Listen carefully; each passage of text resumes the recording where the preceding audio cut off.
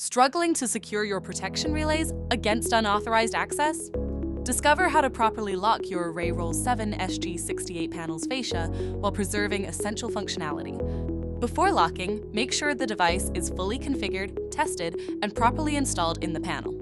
Find the locking mechanism supplied with the device. It includes a thread and a small green handle.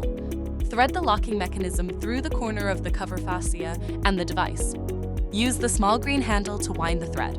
Continue winding until the fascia is secure against the device. Once the thread is wound tight, snap off the small green handle to complete the locking process. Verify that the cover is securely locked in place. The fascia should now be firmly attached to the device. Even when locked, you can still access the USB port and use the single push button on the plastic cover for limited navigation and viewing of instruments.